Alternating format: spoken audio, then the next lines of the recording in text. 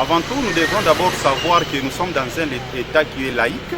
Et donc, ce que l'Église catholique, entre guillemets, la Senko, est en train d'y mettre comme avis ou position, ce sont juste les représentants d'une Église, l'Église qui est une personne morale, qui est en même temps représentée par les personnes physiques qui sont des évêques, qui sont aussi libres d'y mettre leur point de vue.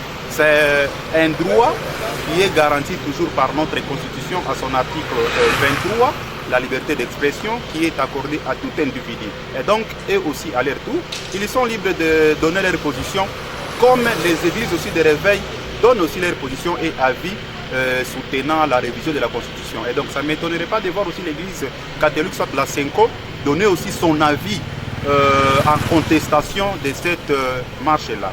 Aussi, je voudrais aussi rappeler que l'Église doit être normalement au milieu du village. Mais si on voulait faire un pas en arrière, vous allez vous rendre compte que la Senko n'a jamais été pour le régime, quoi que ce soit. Donc, nous avons vu à l'époque de Kabila, la Senko combattait aussi Kabila pour soutenir l'opposition à Sota, c'était l'UDPS, donc Tshisekedi vient encore de prendre le pouvoir. La même Senko vient encore de combattre Tshisekedi pour soutenir les opposants contre le C64.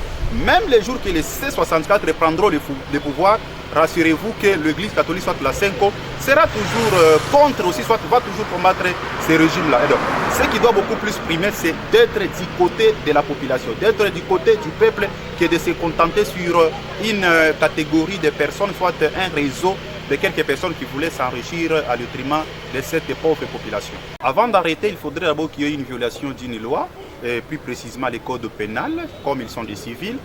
À cette question, j'aimerais aussi savoir, ils ont violé quelles dispositions légales pour être arrêtés.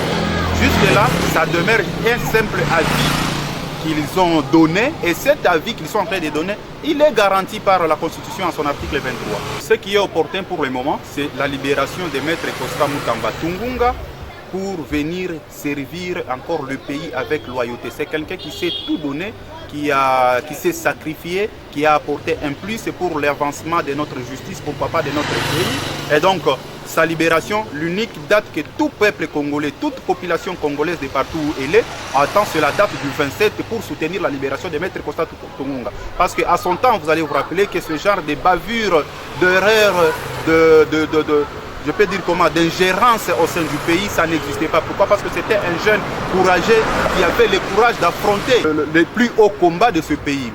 Grâce à lui, nous avions vu aujourd'hui, nous avons les résultats de la partie Est.